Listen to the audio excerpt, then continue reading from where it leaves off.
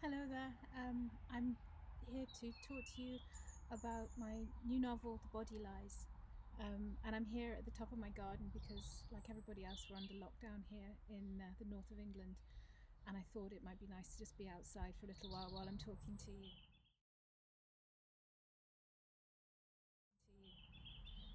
Um, the Body Lies is the story of a young woman who is desperate to find a place where she can feel safe for herself and for her little boy who she's bringing up. She has been the victim of a violent assault and is keen to get out of a big city and finds herself a job at a small campus university in the north of England, and a cottage in the country with roses around the door. But even as she moves in, the cracks are beginning to show. The petals are falling from the roses, and the situation soon becomes increasingly difficult with a growing workload and difficult students and difficult classroom dynamics and office politics, and everything builds to a situation which becomes increasingly difficult, and a crisis occurs with one of the students who's writing. She's a creative writing tutor whose writing becomes problematic and whose behaviour begins to match that writing.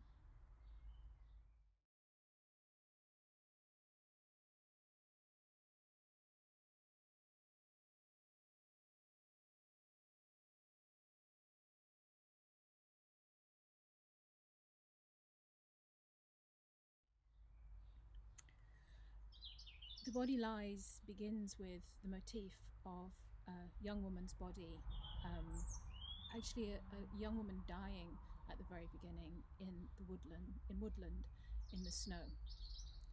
Um, it's an image that I wanted to spend some time on because it's something that I find incredibly problematic in our culture, the way in which the dead or dying female body, specifically the dead female body, is eroticized in fiction and in film and in television programs. It's not the case that all crime fiction or all thrillers that we see on TV on the big screen do this, but I find that it happens a lot, and when it does happen, I find it incredibly problematic. What I'm doing with it, I would argue, is drawing it forward for attention.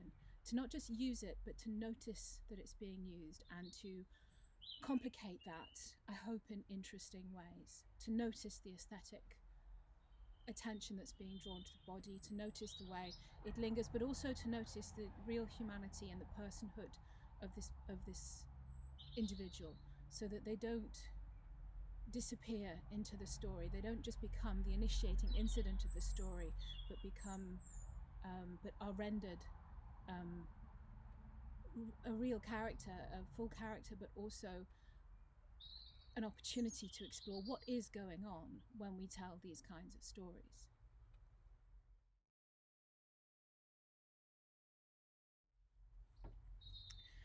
Is The Body Lies a Me Too story disguised as a thriller? Um, I don't know. It uses some thriller tropes. It has some Me Too concerns. But when I was writing it, the majority of the writing happened way before the Me Too movement itself. Not the problem that it describes, not the problem that it identifies, but the movement, the hashtag. Before any of that happened, the novel was substantially written. So there are those Me Too elements to it. There are thrillerish elements to it, but you could equally call it a campus novel, of which there is a small, illustrious handful, um, and just contemporary fiction. It does some playful things that you might describe as postmodern, and there's quite a lot of different playful elements to the book. All these different voices, all these different kinds of texts assembled into the story. So whilst you could describe it as that, it wasn't really my primary objective in the writing of this book.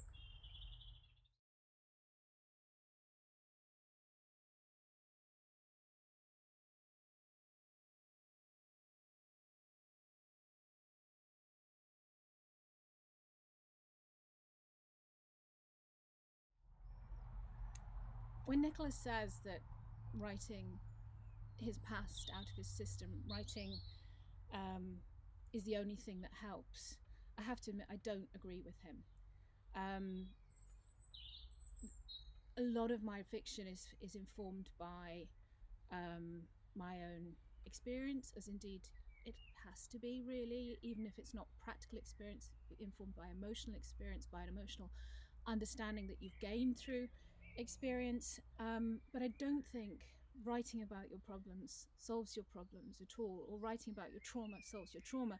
In many ways, it just reinforces those neural pathways, those negative experiences, that you're dwelling in experiences that you really don't need to be spending that time in, because it doesn't help. I say you, I mean me.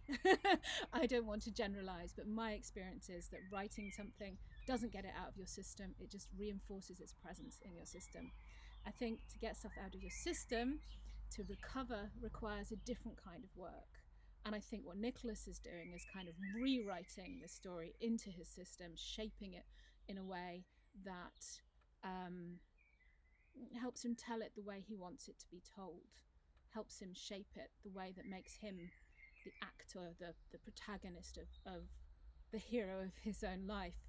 Whereas this is in fact a story of lots of different lives with lots of different people struggling for their own voices, to achieve their own voices, to achieve their own ends and wishes and resolutions.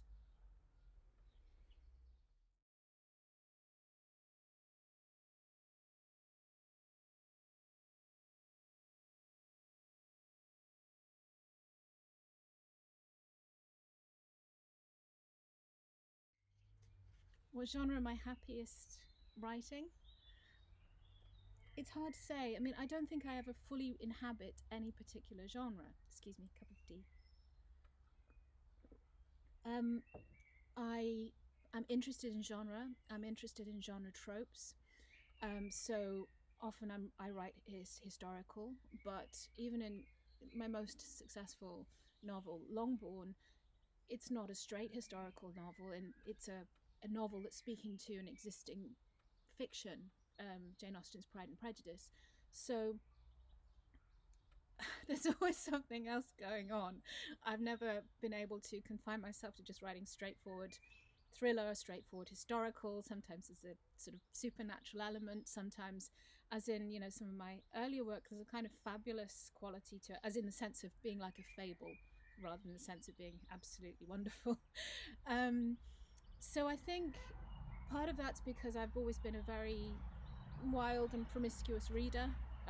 I've always just read incredibly eclectically and in a very sort of chaotic way, apart from when obliged to follow an actual reading list. So I sort of think that everything's open. It does complicate things in terms of readers encountering a new book and finding it's nothing like, or feels like nothing like, the book they read before and might have enjoyed. But I do think there are a lot of things that connect my work. So the previous 3 novels, not quite a trilogy, but books that talk about other books, books that relate to other books or other writers, or are asking a question about the kinds of stories that we tell and why we tell them.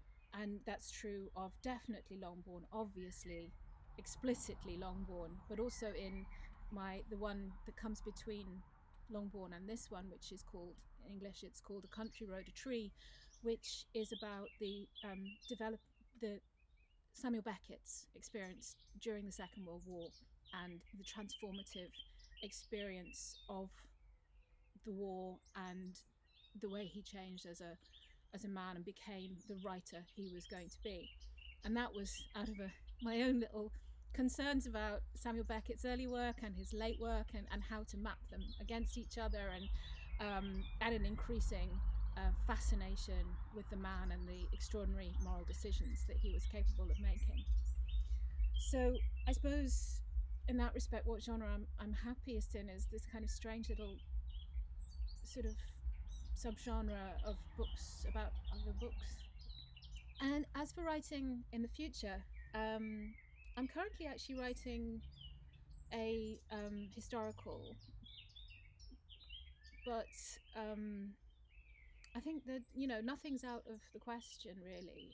I like that sense of openness, that I don't have to be occupying a particular place a particular set of genre tropes and modes. So that's really where I'm happiest, is in this kind of sense of free play, um, where everything's on the table.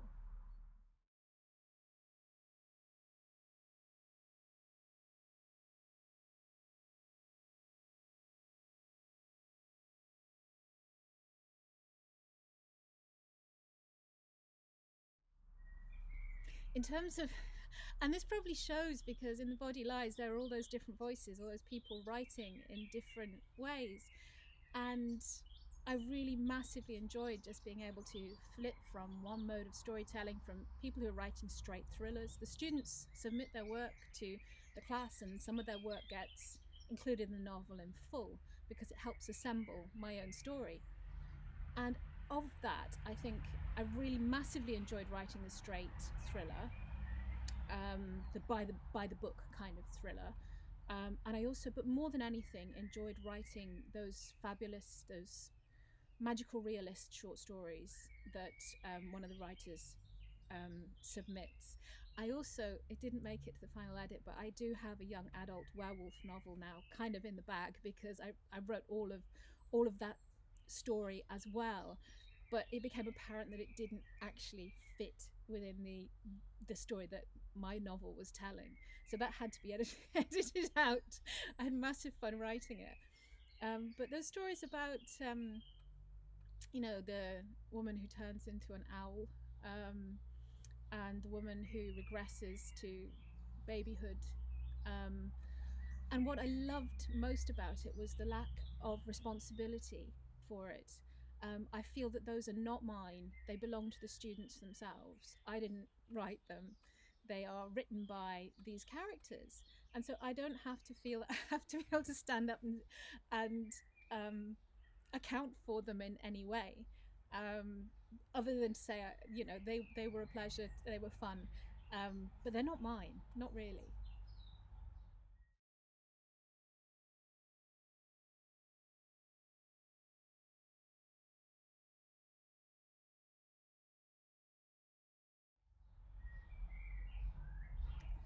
My protagonist, excuse me, more tea, and her response to the trials that she is put through. Um, you felt at times that you were frustrated by her behavior, and I do see where you're coming from. But what I was trying to channel, trying to depict really, is the ways in which it can be a struggle to articulate this stuff. Firstly, I think when things begin to go wrong in this kind of way, you're looking at a pattern. You're trying to establish a pattern. Am I going mad? Am I understanding what's happening here? Am I making too much of something? And then by the point it is clearly too much, it's almost too late, because it feels too late to articulate anything, because it's got so muddy, it's got so murky, and you're not even clear yourself on where you can situate yourself within this murkiness, as it were. Alongside that, as well, one thing I think I only really fairly recently became aware of, in in terms of reaction to stress, we normally talk about the fight or flight instinct, and that's a very masculine way of describing a psychological state, fight or flight. But actually, there's a third F in that little cluster, and that's freeze.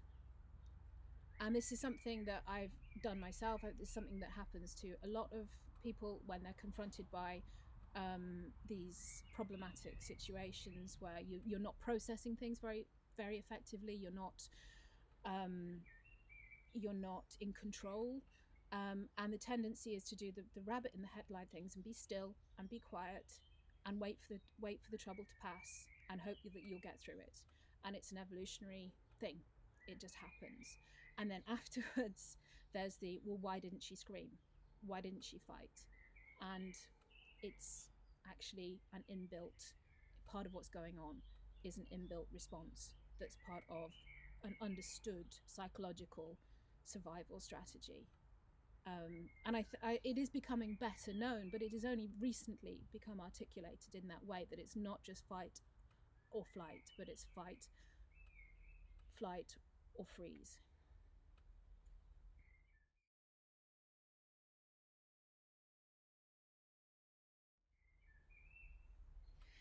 Um, you wouldn't know it to look at it now, but rain is a common feature of the area that I live in and the area in which the novel is set. This is the northwest of England. It rains here. Historically, it's rained here a lot. It's why the linen industry and the cotton industry was so effective here, because the damp weather is so good for the cloth back in the 19th century, for the weaving process. And it's why it's so very, very green here. Um, in the novel, it's not perpetual rain. We begin in sunshine, blazing sunshine, summer holidays. It's August. She's interviewing for the job, and it's a golden day. But then autumn comes on, winter closes in, and rain falls like a curtain. And it gives, I think, a sense of isolation from the outside world.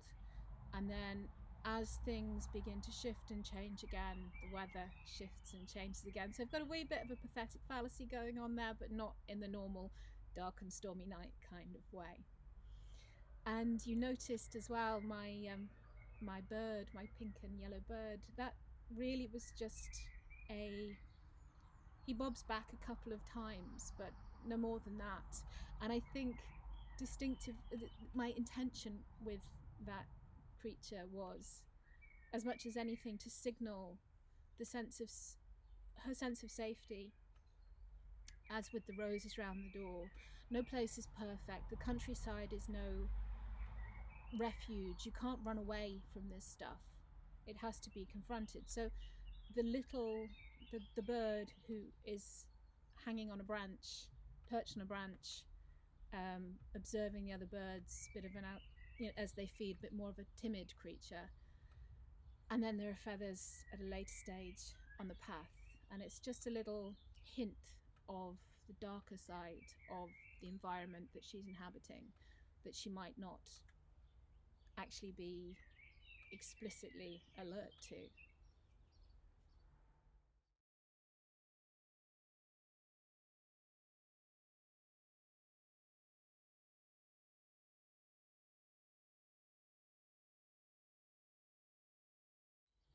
Yeah, writing under lockdown, the next novel. Um, we're really one thing that lockdown's done for me. One thing of the current pandemic is to throw into really stark relief for me, for my family, how very, very lucky we are. Our work at the moment continues. There's been a weird kind of shift into you have to find your own routine. I'm a very habit-driven creature. I have to be in order to write, because no one else is making me do it. So I have to have habits that enable me to do it. But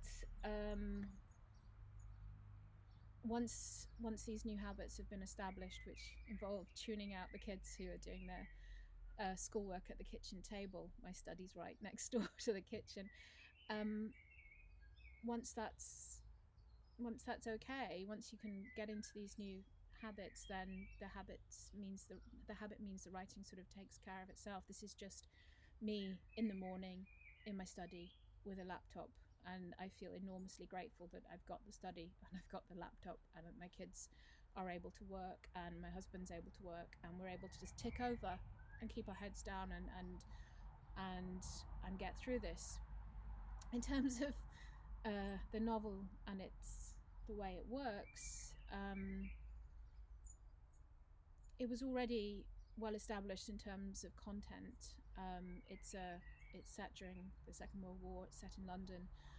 This is a time that I know my grandparents. We've still got that connection, because my grandparents are long gone, but I knew them, I loved them, and this was their adulthood, was the war and the Blitz and bringing up children at that time and living through that inordinately complex and messy period of history. So the weird thing I think for me is I feel like, to some degree we're living in a differently but similarly disrupted, strange time, and I'm spending my mornings dropping straight into another strange, difficult time, and spending time with some characters who are struggling with their circumstances and with a very particular sequence of events that thread through, this world. But alongside that, whilst I'm massively enjoying that space, to occupy that different space, it makes me very much aware of, even now, how lucky we are in comparison to the kinds of disruptions and chaos that they were going through. So that's all from me. I hope that made some sense, and I hope you enjoy the book. Thank you.